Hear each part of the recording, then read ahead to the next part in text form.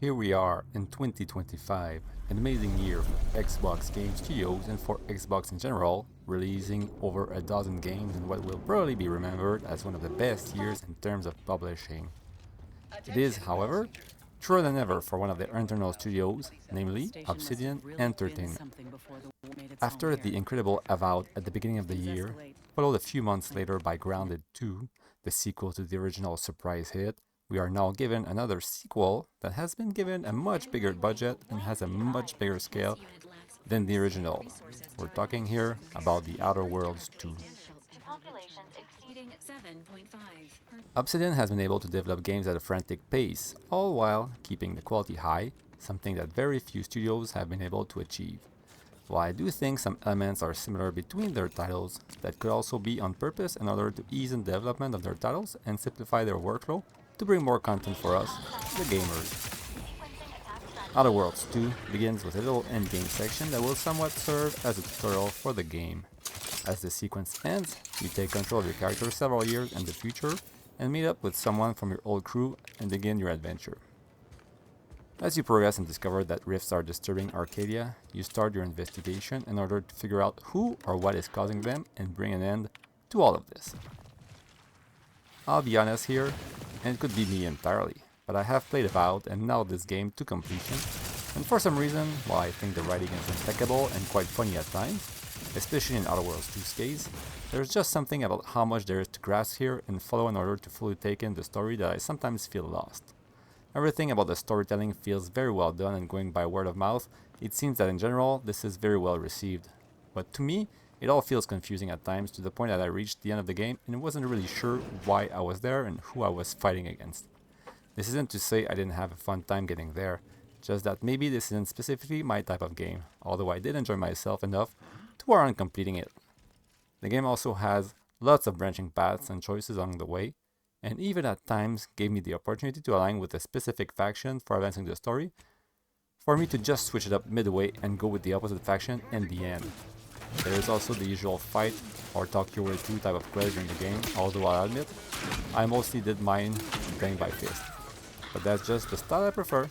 The story is also heavily focused on capitalism, as can be seen from the numerous trailers. It's all in good fun though, and it does reflect current times capitalism to some degree and sends a powerful message. One of the quests had me bargain with the union representative for better worker rights, with the boss of the factory laughing at the request, like saying 20-hour workdays were reasonable and that employees in the end would be allowed to go to the bathroom, but that the time used to do so would be deducted from their pay. There's also the case of mental refreshments, which almost seemed like lobotomy, basically making people very docile.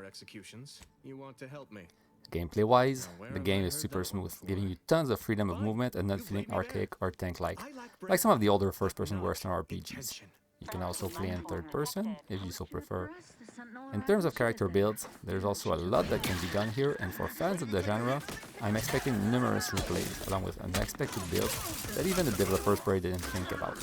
There are also flaws, which the game will reward you with once in a while, that will give you somewhat positive effects, along with something negative. You can choose to not take them, though I did get one that forced me to accept every following flaws, which probably wasn't the best decision.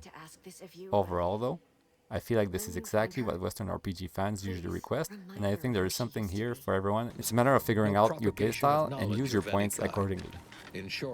Graphically, I thought it looked great, really putting that Unreal Engine 5 experience that Xbox Game Studio has, as the experience is not only very artistically pleasing and not giving that many hints of that UE5 look like some of the other titles have, but it's also very original and unique. The game is very optimized as well, running super smoothly on Xbox and on my PC, which isn't really recent by any means, yet it still runs incredibly well with some of the more demanding settings turned down. It's a very flashy game, somewhat cartoony at times, and has very funny design, especially in the weapons department. The lighting is also incredible, with support for ray tracing on the PC version and some type of ray tracing on the Xbox version as well, but more limited. The soundtrack is probably what surprised me the most though, with the epic opening title screen music really setting the tone for this space odyssey. It has that epic quality to it and mystery as well, kind of like the title screen music for Starfield. The rest of the soundtrack is just as good, with a lot of it having that Fallout vibe. You know, the jolly music reminiscent of the 50s and 60s at times. but other times it can be more melancholic and fast-paced, epic in case of boss fights. So there's a lot of variety here. This really feels like Obsidian's take on the Fallout style, but in their own way. And it really feels like Obsidian's take on the Fallout style here, but in their own way, if that even makes any sense. I see a lot of resemblance in a lot of the aspects of the game, and the soundtrack is no different. Overall though, this was a great experience. And while I do not think it'll suit everyone, I think if you're on Game Pass, it's definitely worth giving the game a chance for a few hours, as the first planet you land on is really representative of the quality you'll get for the rest of the game, and it gives you a good idea of what you will expect on your journey. I'll admit, I did rush the game quite a bit and played on the easier difficulty levels in order to keep this at around a 20-hour completion, which would probably be closer to 30 if I was more of a completionist gamer. Now though, Obsidian, how about we get that New Vegas sequel? Yeah, I'm kind of a big deal.